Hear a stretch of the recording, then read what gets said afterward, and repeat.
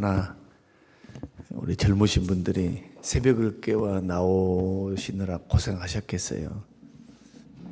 아마 가장 많이 피곤하고 잠도 올 그 나이입니다. 또 아이들, 또 아내, 또 이렇게 같이 살아가면서 참 힘들 그 시기에 새벽을 깨워서 이렇게 사회를 보고 또 찬송을 하고 또 기도를 하고 성경 봉독을 하고 이런 경험들이 쌓이게 되면 지금은 그 진가가 나타나지 아니할지는 몰라도 어느덧 나이가 들어가고 믿음이 자라가고 또 세월이 흘러가다 보면 어느덧 자기도 모르는 사이에 교회의 기둥으로 서 있는 하나님의 사람으로 변화되고 새롭게 세워질 줄로 믿습니다. 부부가 나와서 한 사람은 사회를 보고 한 사람은 기도를 하고 이런 모습이 얼마나 아름답습니까?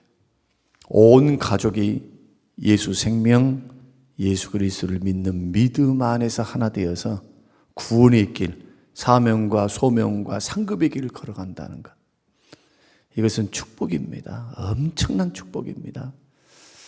이런 은혜로움이 성림교회 안에 차고 넘치시는 그런 은혜가 되시기를 바라고 여러분의 가문과 가정이 되시기를 축복합니다. 한 끼 금식헌금 박민철 집사님 드렸습니다. 고마우신 하나님 감사합니다. 고맙습니다. 우리의 정성을 보시고 한 영혼을 찾고 한 영혼을 세우고 그 영혼으로 하여금 하나님의 백성이 되도록 중매의 역할을 감당하도록 성림교회를 세우시고 우리를 세워주신 것을 고맙습니다. 하나님 영광 받아주셔서 많은 영혼들이 예수 그리스도의 생명을 얻게 하옵소서. 생명을 전하는 데에 주여 담대함을 주시옵고 성령의 충만을 주시옵소서. 예수님 이름으로 기도합니다. 아멘. 아멘. 계속해서 고쳐야 할 우리의 마음, 지켜야 할 우리의 마음, 우리의 마음의 상태가 어떠한지, 그 생각이 어떠한지, 어느 곳에 있는지, 내 마음에는 무엇이 들어있는지, 우리 마음을 잘 살필 줄 모르게 되면 자기 인생, 자기 신앙생활, 자기 영적인 그런 생활들도 병들게 되고요. 문제가 발생을 합니다. 그런데 교회는 나와요. 근데 신앙생활은 해요. 겉으로 보기에는 별 문제 없는 것 같아요.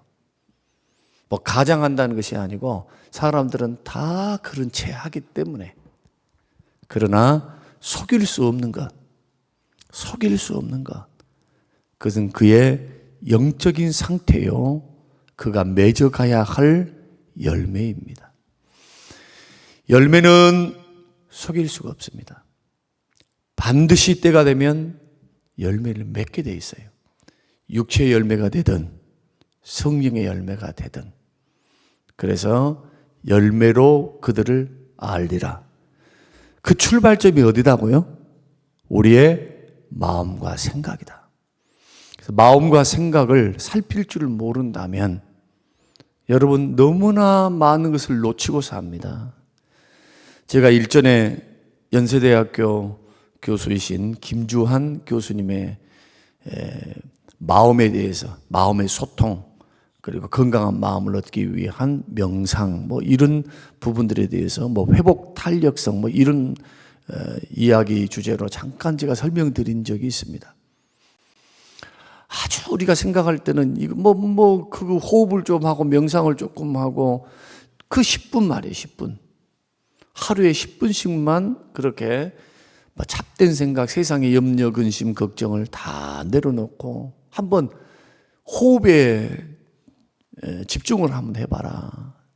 그러면 몸에서 부교감 신경이 활성화되고 전두엽이 활성화되어서 우리로 하여금 자꾸 각성시키고 우리로 하여금 막 스트레스 받게 하고 신경질적이 적으로 변하고 화를 내고 막 하는 이런 것이 고쳐진다는 게 고쳐져. 기도만이 아니라 호흡만 조절을 해도 뇌 과학에서 말하고 있는 마음이 진정이 돼요. 스트레스에서 해방될 수 있어요. 그 훈련을 3개월 정도 하게 되면 웬만한 외부의 충격, 스트레스, 사람들의 말, 사람들의 태도, 막 이런저런 일들에 대해서 이겨낼 수 있는 강한 힘이 내 안에서 생긴다는 겁니다. 심장도 강해지고 뭐 운동만 해서만이 아니라, 그러니까 이런 뇌과학이 밝히고 있는 마음의 중요성, 생각의 중요성. 그래서 성경은 생각을 보면 그 사람이야. 그 위인이 생각하는 걸 보면 그 사람이라는 거예요. 그 사람. 뭘 생각하는가? 도대체 어떤 중심으로 생각하며 걸어가는가? 이게 다 마음의 작용 아니겠습니까? 마찬가지로 성경은 마음에 대해서 지정의를 포함하고 있는 지식, 감정, 의지를 포함하고 있는 이 포함이 신앙이 자리를 잡는 중요한 자리가 바로 우리 마음이거든요. 그런데 이 마음에서 생명이 나오기도 하고 죄가 나오기도 하고 이 마음에서부터 고장이 나면 생활이 무너져요. 생활이.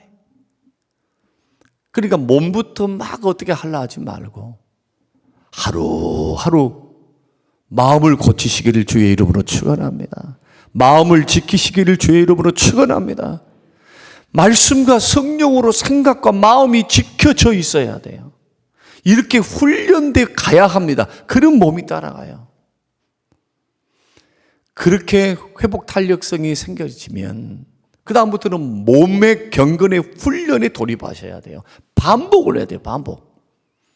반복을 하면 익숙해지기 시작해요. 내 습관이 됩니다. 기도도 마찬가지, 새벽 기도도 마찬가지. 그러니까 안 하는 버릇을 하면 못해요. 절대 안 됩니다. 여러분 신앙생활이 변화가 있기를 원하십니까? 여러분 신앙생활에 뭔가 정말 도전이 있기를 원하십니까? 성령의 역사가 있기를 원하십니까? 그러면 몸을 훈련하십시오. 이게 경건 훈련이에요. 기도의 자리, 예배의 자리, 말씀의 자리. 어떤 걸 선택하고 어떤 것을 판단하려고 할 때 제일 먼저 주님의 뜻을 묻는 훈련. 뭘 한다 하면 막 엄벙덤벙 막 이것부터 하지 말고 조금 5분만 이게 주님의 뜻 맞아? 주님의 기뻐하심 맞아? 이것이 덕이 되는 건 맞는가? 이것이 나의 영적으로 유익이 되는가? 하나님께는 영광이 되는가? 이것도 저것도 아닌가? 아니면 반대의 길인가? 적어도 이런 부분들을 우리가 생각하면서 내가 이 일을 했을 때, 내가 이 감정을 표출했을 때, 내가 이 말을 했을 때 과연 듣는 사람이 은혜를 받을 것인가? 불편한 마음을 가질 것인가? 아니면 힘듦을 경험할 것인가?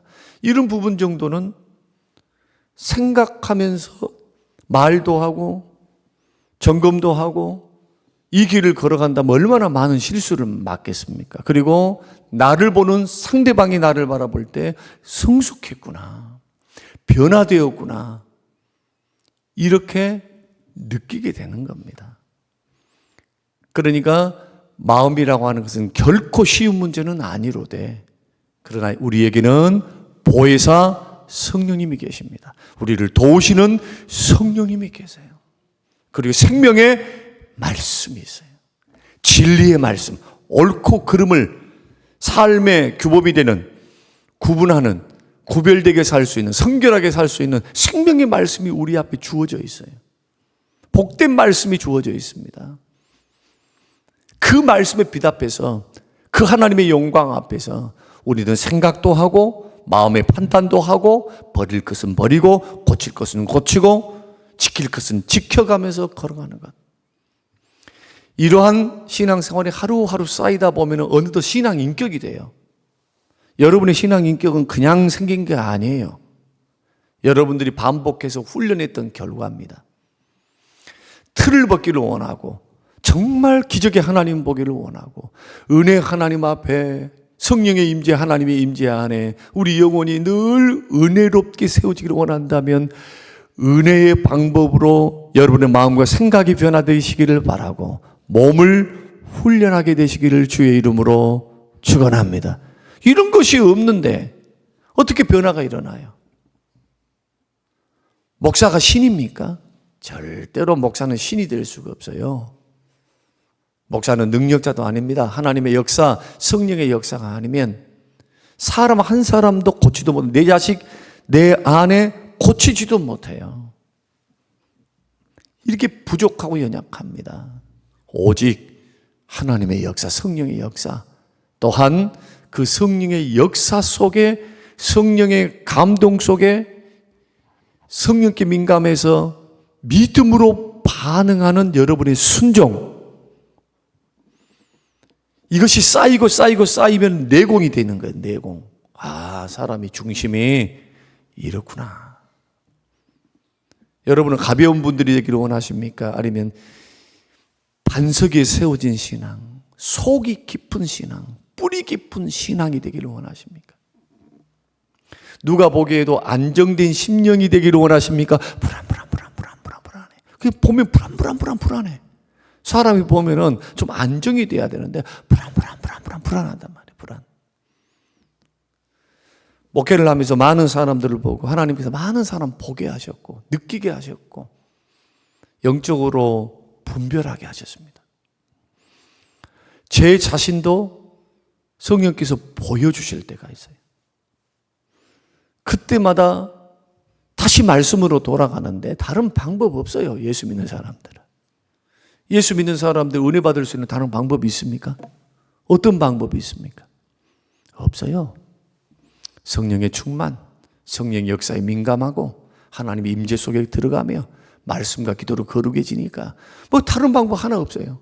이 방법 죽을 때까지 남들은 말씀의 자리, 기도의 자리, 예배의 자리, 봉사와 섬김의 자리, 이 자리를 무시할란가는 몰라도 주께서 우리에게 베푸시는 은혜의 자리, 생명의 자리, 은혜 베푸시는 자리, 이걸 포기해서는 안 된다. 마음이 거기에 가 있어야 돼요. 마음이. 그래야 몸이 가 있죠. 이것을 배우면서 틀을 벗는 게 초신자를 벗는 것이고, 이것을 벗는 것이 신자를 벗어서서 제자가 되는 삶이 되는 거예요. 우리는 천국과 지옥을 믿는다 합니다. 우리는 일한 대로 갚아주시는 주님을 믿는다고 합니다. 그러나 믿는다고 인식하는 것과 믿음을 실천하는 것은 별개예요. 그래서 무서운 거예요. 그래서 속지 말라는 거예요, 자꾸. 신앙생활 할 때 속는 분들이 계세요. 이렇게 믿어도 되는 줄 알아요. 뭐 구원받는데 그것은 하나님의 소관이니까 거기는 더 이상 우리가 왈가불가 할 필요가 없어요. 아, 저 사람 구원받았는가 못 받았는가. 그 정확한 것은 누가 합니까? 하나님밖에 모르지. 누가 알아요? 그러나 우리는 짐작을 하는 겁니다. 짐작. 신앙 고백이 분명하다. 사랑의 열매가 있다. 성령의 열매가 있다. 변화가 있다. 아, 거듭났구나. 그러나 진정한 구원은 하나님밖에 몰라요.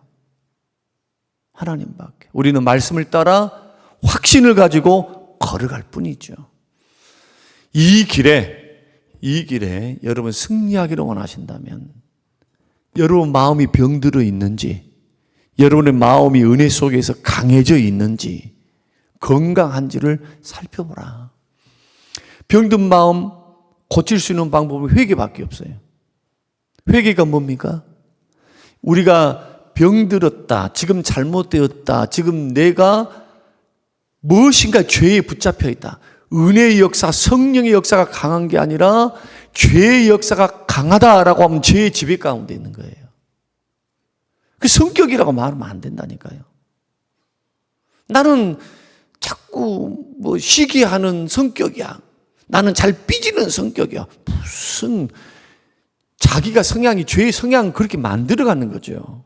습관을 통해서 자꾸 반복하니까. 나는 원망하고 불평하는 그 기질이 있어. 무슨 기질이에요? 그게 죄의 성향이라니까요. 자기가 죄를 쌓고 있는 거예요, 지금. 죄를 마음에 새기고 있는 겁니다. 어제는 병든 마음은 하나님을 떠난 마음이다. 하나님을 떠난 마음의 특징이 뭔가? 본문의 말씀을 통해서 말씀을 드렸습니다. 사람으로 자기의 힘을 삼고 사람의 능력으로 살아가려고 해요. 하나님보다. 겉으로는 교회를 나왔습니다만은 이런 사람의 특징이 뭐냐? 마음에서부터는 하나님의 주인이 안 돼 있는 거예요. 그래서 성경은 마음이 떠나 있다. 너는 교회는 나와 예배는 드려. 그러나 너의 마음의 중심에 내가 있니? 정말 내가 너의 주인 맞니? 너의 하나님 맞냐? 주님이 만약에 물어보신다면 이것 한번 생각해 보라는 거예요. 내 마음에. 내가 어떤 것을 판단할 때, 어떤 것을 생각할 때, 어떤 것을 계획할 때 자꾸 눈에 보이는 환경만 보이고 하나님의 도움은 도와주시면 좋고 안 도와주시면 그뿐이고 병원을 더 의지하고 사람 의지하고 돈을 의지하고 뭔가 내 노력을 더 의지하면서 걸어가고 있다면 신앙생활의 출발이 참 위험합니다. 그래서 제자로 산다는 거 반드시 제자로 살아야 돼요. 단계를 반드시 밟아서 뛰어넘으셔야 돼요. 그리스도의 분량, 믿음의 분량까지 자라가기 위해서. 여러분 인생 허비하지 마세요. 금방 60, 70, 80대요. 주님 앞에 설 기회가 딱 때가 됐는데 한번 가만히 인생의 뒤에 함께 돌아보세요. 뭘 했는지. 이제 여러분들의 수준 정도는 예수 믿어서 구원받았습니다. 그것 가지고만 살면 안 됩니다. 구원의 은혜를 힘입어 여러분의 인생 한 번밖에 없는 인생을 사명으로 사셔야 돼요. 사명으로. 자꾸 사명으로. 에베소서 6장에서 세월을 아끼라. 때가 악하니라. 지혜로운 사람은 술 취하지 않고 오직 성령에 충만한 자가 지혜 있는 자다. 기회를 아끼라는 거예요. 세월을 아끼라는 것은 살아가는 삶 속에서 기회, 섬길 수 있는 기회, 드릴 수 있는 기회, 전도할 수 있는 기회, 주의 뜻을 따라 순종해 걸어갈 수 있는 기회. 그 기회를 놓치지 말라는 겁니다. 기회를 놓치면 어리석은 사람. 그래서 마음을 돌아봐야 되는데 어제는 첫 번째 말씀을 드렸고 두 번째 말씀은 뭐냐? 마음이 죄로 새겨지는 것을 막으셔야 합니다.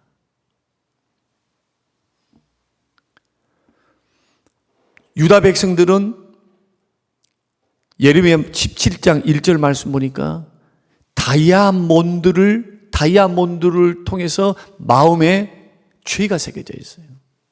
참 금강석에 너희들은 죄가 새겨져 있지 않냐? 네 마음이. 제단 뿔에다가도 성전에다가도 죄를 새겨놔. 금강석으로. 제단뿔. 번제단에 보십시오. 번제단에 보면 뭐가 있습니까? 뿔이 4개가 있죠. 그 뿔에 제물의 피를 발라요. 번제를 드릴 때, 속죄제 속건제를 드릴 때. 그래야 하나님께서 받으셔야 피를 보고. 뿔. 또 제물을 거기다가 메어놓기도 해요. 달아놓기도 해요. 근데 마음이 자꾸 죄로 새겨져. 마음에. 금강석이 뭡니까? 금강석. 다이아몬드입니다. 얼마나 강합니까? 연필로도 아니고 이 딱딱하고 굳은 나의 바위 같은 굳은 심령 위에 금강석으로 새겨놨으니 얼마나 쉽겠어요. 금강석보다 더 강한 철이 있습니까? 뭐 철도 잘라버리고 못도 잘라버리고 금강석, 다이아몬드로 다 자르죠. 유리도 자르고. 단단하죠. 단단해. 굳은 마음을 죄로 새겼으니 어떻게 안 새겨지겠어요. 그래서 병든 마음, 두 번째는 뭐냐? 사소한 죄를 조심하라. 적은 죄를 조심하라. 자꾸 사소한 죄, 적은 죄에 자꾸 노출시키면 새기는 거예요. 새겨져.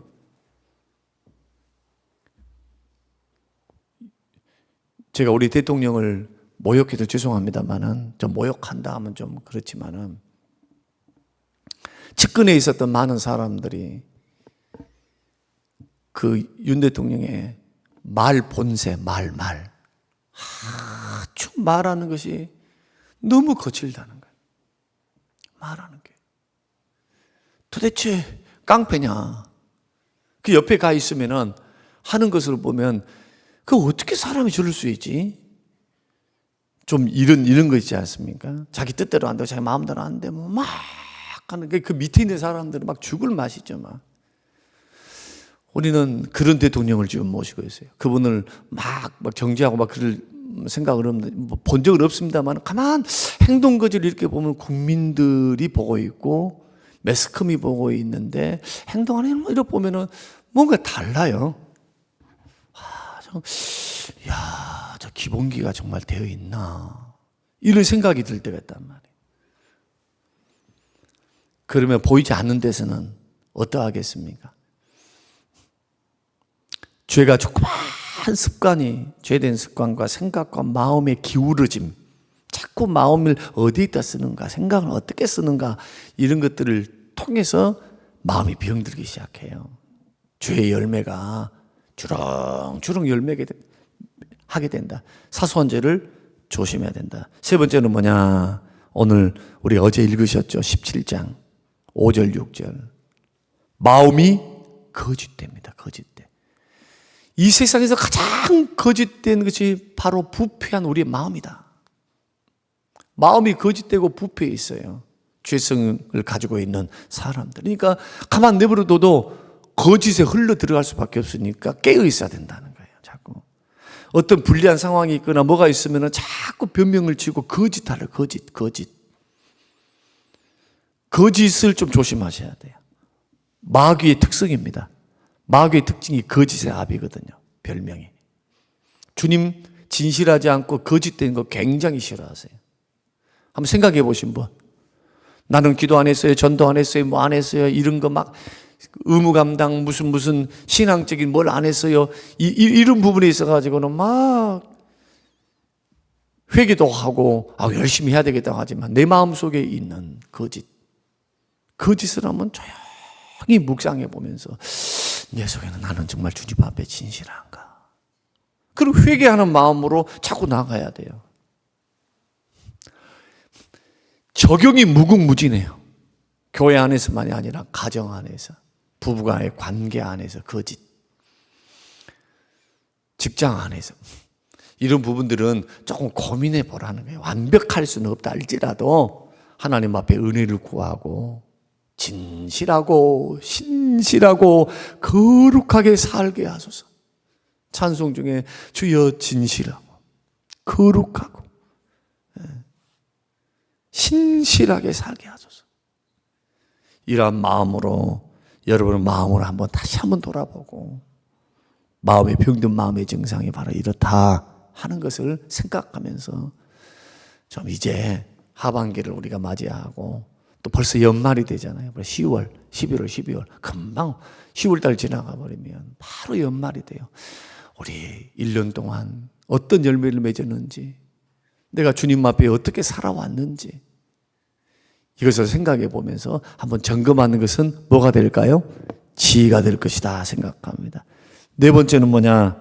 교만입니다. 오늘 에스겔 28장 2절을 여러분 들으셨죠?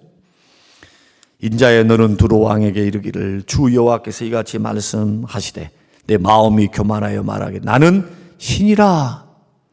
내가 하나님의 자리 곧 바다 가운데 앉아 있다 하도다. 내 마음이 하나님의 마음 같은 채 할지라도 너는 사람이여 신이 아니거든. 하나님의 말씀이에요. 교만이 뭐냐? 주의 뜻대로 자꾸 살지 않고 자기 뜻대로 사는 것이 바로 교만의 증상인데, 이런 사람들은 스스로 자기를 높이게 돼요.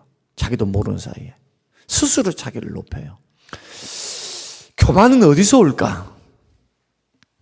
교만하고 싶어서 교만한 사람 봤습니까? 교회 다닌 사람 치고 나는 교만해 아니요. 그런 사람 저는 한 번도 못 봤어요. 어떤 위치에 있든 목사가 됐든 장로가 됐든 권사가 됐든 안수집사가 됐든 서리 집사가 됐든 상관이 없어요. 그러나 교회가 됐든 나이가 들었든 안 들었든 우리가 신앙생활을 해나가는 데 있어서 제가 한 30년 동안 교회 안에서 일어나는 일들, 사람들의 성도들의 생활과 성도들의 삶을 주께서 보게 하실 때 교만은 다른 데서 오지 않습니다. 하나님이 자기 삶의 중심이 되어 있지 아니할 때 언제나 찾아온 게 거만, 자만, 교만이에요. 방심하면 다윗의 길을 걸어가게 돼요. 다윗. 인구조사를 해버려요. 하나님이 그렇게 은혜도 베풀어 주셨고 그렇게 죄도 용서해 주셨고 그렇게 기회를 주셨는데 또 말년에 가서 또 인구조사를 통해서 봐라, 우리의 군사력을. 주님 그렇게 하지 말라 했거든요. 너 군사력 의지하지 마. 너 군사 의지하지 마. 병마 의지하지 마라. 너가 왕이 돼서 승리할 수 있었던 이유는, 원인은 나에게 있다. 너 끝까지 그렇게 살기를 내가 원한다. 주님 마음은 그거였어요. 사도 바울에게는요, 애초에 그것 싹조차 잘라버리십니다. 육체의 가시를 줘요. 날마다 고통을 주시는 거예요. 그걸 평생 달고 살았어요. 그것을 간질병이다, 눈병이다. 만약에 간질이다 하면은 보세요. 우리 목사님이 간질하네. 여기 교회 남아 계실 분. 설교하다가 간질해버렸어. 이 교회 다닐 분. 눈병이 있어요. 눈이 삐게. 눈에 눈곱만 있어도 힘들어 죽겠는데 삐게 해가지고 토끼 눈 하면서 설교를 하고 신방을 가. 같이 신방 받으실 분. 오면 병 옮기는 거 아니야? 곰곰이 생각해 봅니다. 교만 막으시려고 그래요. 교만 막으시려고. 자만하면 넘어지니까. 구원 못 받으니까. 하나님의 대적이 되니까. 그 장치를 걸어 놓잖아요. 그래서 우리 마음을 우리가 자꾸 살피면서 모든 악의 뿌리, 패망과 멸망의 선봉, 넘어짐의 앞잡이, 이게 교만이에요. 교만해서 좋을 게 하나도 없어요. 반대로 겸손하면 은혜와 축복이 굴러 들어와요. 존귀의 앞잡이요. 존귀의 앞잡이. 여러분 겸손하셔야 돼요. 믿습니까? 마음이 겸손해야 돼요. 자꾸 겸손의 길을 걸어야 돼요. 예수님처럼 자꾸. 이것은 훈련이다니까, 훈련.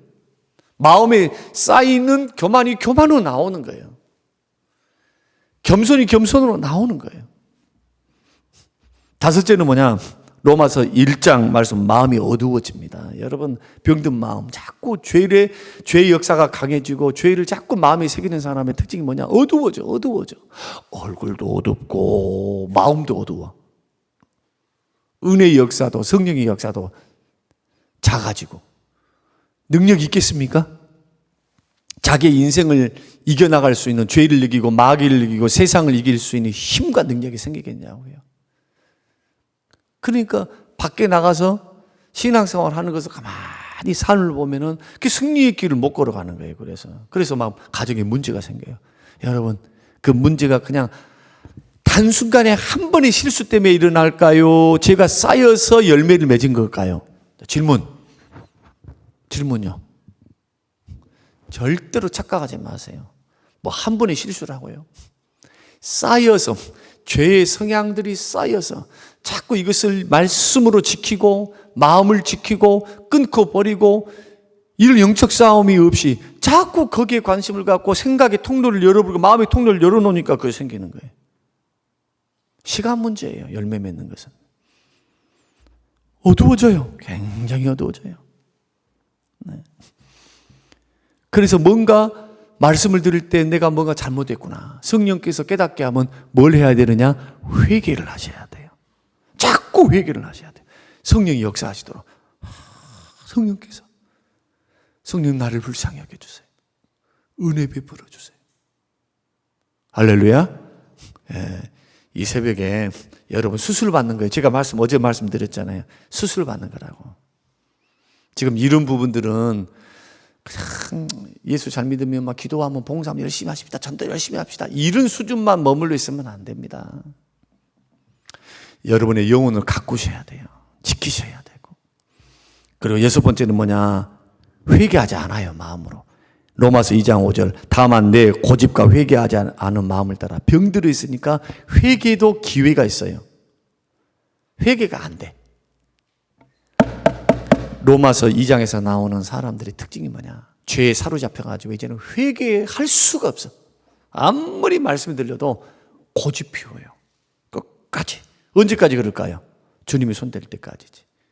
그러니까 어제도 우리 장로님들 같이 이렇게 동행을 하면서 그렇게 말씀했는데, 저는 그 은혜 받은 것 중에 하나가 뭐냐 하면, 뭔가 조짐이 보인다, 뭔가 이런 것이 있다 하면은 빨리 엎드려서 고칠라 해요. 어제 우리 탁구 치는 장로님하고 말씀했구나. 저는 그 조짐만 보이면 고칠라 해요. 회개할라 해요. 진짜로. 이게 내가 살 길인 걸 내가 목회를 통해서 제가 봤기 때문에. 그러면 목회가 끝이 안 좋을 거예요. 절대로. 하나님께서 축복 안 하실 거예요. 사람들이 그렇게 안 한 게 아니라 하나님이 절대로 내 편 되시지 않을 거예요. 절대로. 마지막은 뭐냐? 한번 따라서 해보십시다. 마음이 죄에 지배를 당하고 죄의 역사에 강해져 있으면 둔해집니다. 마음이 둔해져요. 죄에 둔해져. 아주 세상 것에 둔해져. 민감하지는 못해요. 누가복음 22절 34절. 이제 오늘 설명을 구체적으로 막 다 드릴 수는 없는데, 오늘 7가지 다 잊어버리세요. 다 잊으셨죠? 7가지 말해보라면 다 말할 사람 없어요. 너무 많은 말을 해버려서 어제 오늘. 한 가지만 기억하시면 돼요. 죄된 것이다, 부정적인 것이다, 말이 그렇다, 태도가 그렇다, 하나님 기뻐하지 않을 것 같다 깨달으면 회개하라는 거예요. 회개가 답이에요. 회개하세요. 회개하세요. 하나님 말씀에 회개하세요. 당장 안 고쳐져도 회개의 길로 나아가셔야 돼요. 그러면 성령께서 힘을 주세요. 우리를 도우신 분이 알아요. 우리의 약함도 알고 부족함을 아신다니까요. 내 형편 저지 알아. 그러나 주의 은혜를 구하면요, 성령께서 죄의 역사가 강한 곳에 하나님의 은혜의 역사도 강하게 일어나요. 이게 예수 믿고 구원받은 하나님 자녀들의 특권인 줄로 믿으시기를 바랍니다. 하나님 절대로 싫다고 버리지 않아요. 그러니까 출발을 그렇게 해나가라는 거예요. 오늘 저와 여러분이 이런 은혜 안에서 고쳐야 될 우리의 마음. 오늘 설교가 많이 길었습니다. 그러나 중요한 설교의 대목입니다. 저와 여러분의 인생 마음을 살피시면서 마음을 또한 지키시기를 주님의 이름으로 축원합니다. 고마우신 아버지 하나님, 고맙습니다. 감사합니다. 하나님 아버지, 이 말씀이 우리의 빛이 되게 하시고 생명이 되게 하옵소서. 예수님 이름으로 기도합니다. 아멘. 지금은